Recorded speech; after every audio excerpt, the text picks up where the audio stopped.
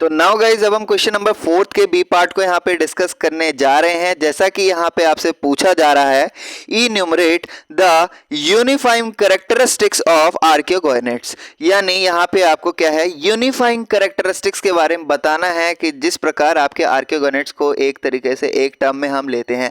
तो जैसा कि आप सभी जानते होंगे कि प्लांट किंगडम जो है यहाँ पे टू कैटेगरी में उनके क्या है, रिप्रोडक्टिव ऑर्गन के बेसिस पे बांटा जाता है। बात करें यहाँ पे क्रिप्टोगैमस की, तो क्रिप्टोगैमस गाइज वैसे प्लांट्स को कहा जाता है जिनके जो सेक्स ऑर्गन होते हैं वो विजिबल नहीं होते हैं और साथ ही उनके अंदर क्या है, फ्लावर नहीं पाया जाता है। बात करें फेनेरोगैमस की, तो फेनेरोगैमस वैसे प्लांट होते हैं जिनके अंदर रिप्रोडक्टिव ऑर्गन जो होते हैं वो विजिबल होते हैं और साथ ही साथ इनके अंदर फ्लावर्स वगैरह पाए जाते हैं। ठीक है, तो यहाँ पे देखिए क्या है, सबसे पहला हम क्रिप्टोगैमस में यहाँ पे 3 डिविजन्स आते हैं। जैसा कि पहला यहाँ पे थैलोफाइटा है, दूसरा यहाँ ब्रायोफाइटा है, तीसरा यहाँ पे टेरिडोफाइटा है। थैलोफाइटा के बारे में आप सभी जानते होंगे, जैसा कि यहाँ पे सीजोफाइटा हो गया, एल्गी, फंगई और लाइकेन जो है ये सभी आपके थैलोफाइटा में आते हैं, क्योंकि इनके अंदर क्या होता है, true shoot and true root जो है विजिबल नहीं होता, ये थैलस लाइक स्ट्रक्चर्स फॉर्म करते हैं। बात करें यहाँ पे ब्रायोफाइटा, तो ब्रायोफाइटा में भी आपका true root and true shoots नहीं होते हैं, बट इनमें राइजोइड्स पाए जाते हैं। ठीक है, तो जैसे कि यहाँ पे रिचिया है, रिचिया जस्ट इसका एग्जाम्पल है। देन इसी प्रकार टेरिडोफाइट जो हो गया, जिसमें कि आपका फर्न आता है, नेफ्रोलेपिस भी आता है। बात कर लें यहाँ पे फेनेरोगैमस में भी यहाँ पे 2 डिविजन्स हो जाते हैं, जिसमें कि जिम्नोस्पर्म और एंजियोस्पर्म आपका यहाँ पे आता है। ठीक है, तो इनके भी कुछ एग्जांपल ऐसे ही हैं, पाइनस साइकस है ना, तो कुछ इस प्रकार के इनके एग्जांपल्स हैं। देन यहाँ पे एंजियोस्पर्म भी यहाँ पे डाइकोट और मोनोकोट के बेसिस पे बांटा जाता है। जिम्नोस्पर्म्स की बात कर लें, यहाँ पे फ्लावर जो होता है आपका ट्रू फ्लावर नहीं होता है, फ्लावर लाइक स्ट्रक्चर होता है। एंजियोस्पर्म में आपको ट्रू फ्लावर देखने को मिलता है और साथ ही जिम्नोस्पर्म में यहाँ पे नेक्ड सीड होता है और यहाँ पे हम बात करें तो यहाँ पे कवर्ड सीड होता है। ठीक है, तो यहाँ पे हमने कुछ यहाँ पे बेसिक चीज़ों के बारे में बात करी जो कि आपका आर्कियोगोनेट्स को समझने के लिए काम आएगा। तो देखिए यहाँ पे गाइज हम थैलोफाइट और क्या है एंजियोस्पर्म को हम छोड़ दें तो यहाँ पे आपके 3 वैसे डिविजन्स आते हैं, जिसमें कि आपके ब्रायोफाइट्स, टेरिडोफाइट्स और जिम्नोस्पर्म जो हैं ये तीनों आपके किससे बिलोंग करते हैं, तो ये आर्चिगोनेट्स से बिलोंग करते हैं। आई होप सो आप सभी समझ गए होंगे इस चीज़ के बारे में। तो देन यहाँ पे एक बार हम ये भी समझ लेते हैं कि आर्कियोगोनेट्स होते क्या हैं। ठीक है, तो आर्कियोगोनेट्स वैसे प्लांट डिवीजन को कहा जाता है जिसमें कि जो सेक्स ऑर्गन जो पाया जाता है, रिप्रोडक्टिव ऑर्गन जो पाया जाता है, फीमेल रिप्रोडक्टिव ऑर्गन, यहाँ पे आर्कियोगोनिया पाया जाता है। यानी फीमेल रिप्रोडक्टिव पार्ट क्या होता है गाइज, आर्चिगोनिया होता है। ठीक है, उसके बाद आर्चिगोनिया जो है यहाँ पे फ्लास्क्ड शेप का होता है और ये फीमेल रिप्रोडक्टिव पार्ट कहलाता है। और ये कहाँ पाया जाता है, तो प्लांट में पाया जाता है। कौन से, तो ब्रायोफाइटा, टेरिडोफाइटा और जिम्नोस्पर्म, इसलिए हम इन्हें क्या कहते हैं, आर्चिगोनिया कहते हैं। आर्कियोगोनिया, आर्चिगोनिया जो भी है, आप अपना प्रोनाउंसिएशन देख लीजिएगा। देन यहाँ पे आपका जो है, यहाँ पे 3-4 तरह के सेल्स होते हैं, जैसे कि यहाँ पे कवर सेल होगा, नेक कैनाल सेल होगा, वेंट्रल कैनाल सेल होगा, उसके बाद एग सेल होगा, उसके बाद फर्दर आर्कियोगोनल स्टॉक्स होंगे। तो देखिए कुछ इस प्रकार के यहाँ पे तो यहाँ पे देख लीजिए वेंट्रल कैनाल सेल जो है ये एंड तक मौजूद होता है जब इनमें डिवीजन होता है।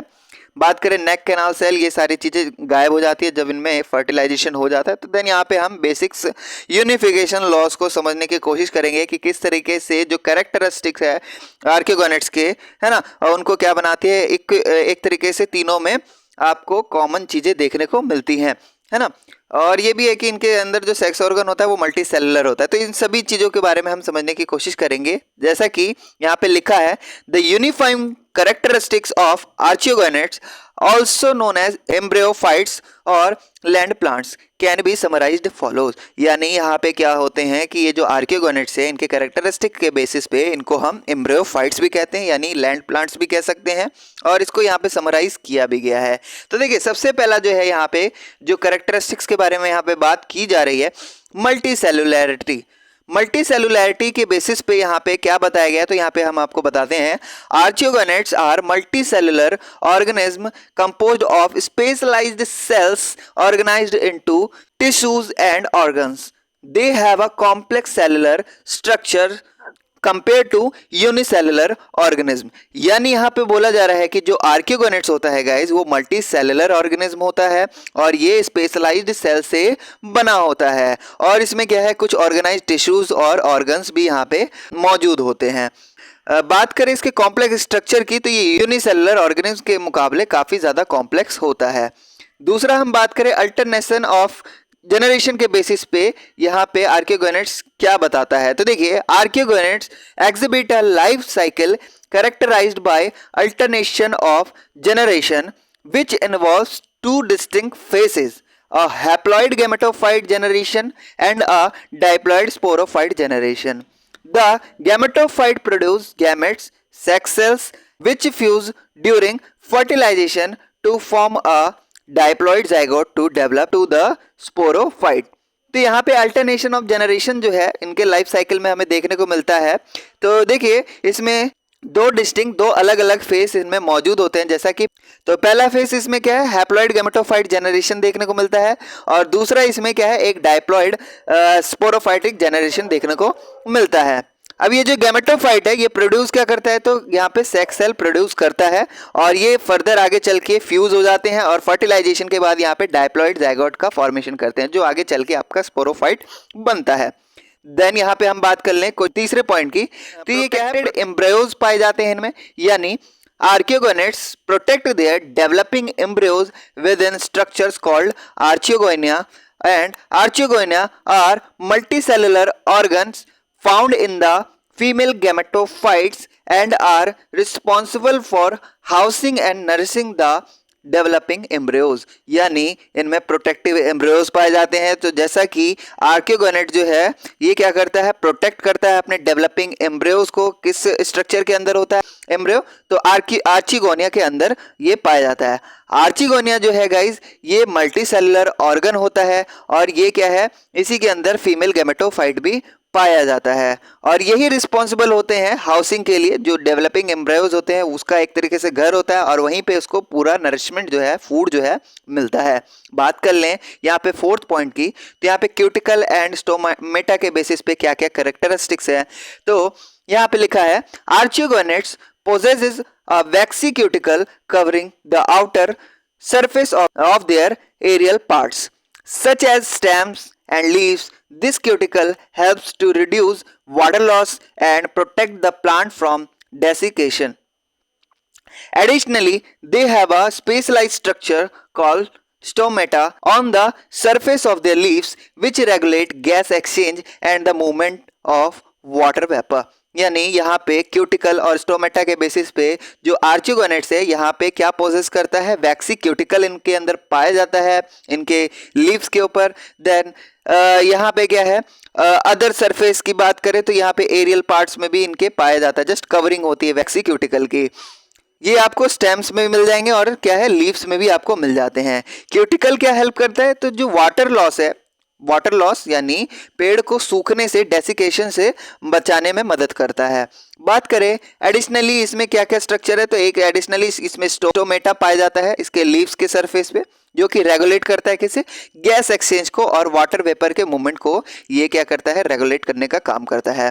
पांचवा हम बात कर ले इसके वस्कुलर टिश्यू की, तो archegoniates have specialised tissue for conducting water nutrients and sugars throughout the plant.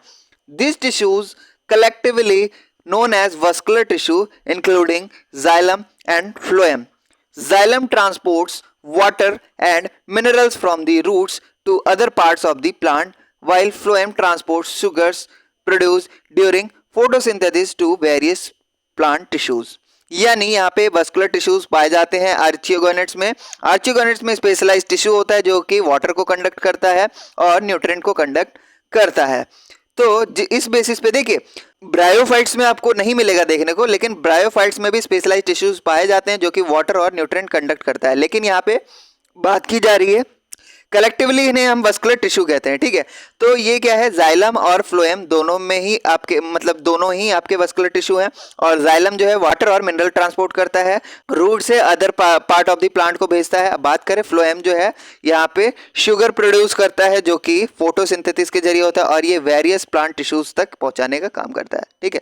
Bryophytes में स्पेशलाइज्ड ऑर्गन्स होते हैं मस्कुलर टिश्यू की तरह ही काम करते हैं। देखिए यहाँ पे तो ये यूनिफाइंग कैरेक्टर्स हैं आर्कियोगोनेट्स के, जिसके बेसिस पे हम क्या है डिस्टिंग्विश कर सकते हैं। और यही ग्रुप ऑफ लैंड प्लांट है, इसी में इवॉल्व होते हैं। और यहाँ पे जो कॉम्प्लेक्स ऑफ एडेप्टेशन जो है यहाँ पे लाइफ ऑन लैंड यहाँ पे हमें देखने को मिलता है। काफ़ी ज़्यादा कॉम्प्लेक्सिटी हमें इनके लाइफ स्टेजेस में देखने को मिलता है। तो आई होप सो आप सभी को मेरा ये एक्सप्लेनेशन जो है यहाँ पे समझ में आया होगा। और अगर आपको ये वीडियो अच्छा लगा हो तो वीडियो को लाइक कर दीजिएगा। अगर आप इस चैनल पे नए हैं तो इस चैनल को सब्सक्राइब करके जाइएगा and bell icon button press कर देंगे तो हमारी वीडियोस की जो नोटिफिकेशन है आपको टाइम टू टाइम मिलती रहेगी। इस वीडियो को ज़्यादा से ज़्यादा शेयर करिएगा और मिलते हैं इसी वीडियो के नेक्स्ट वीडियो में। तब तक के लिए बाय बाय।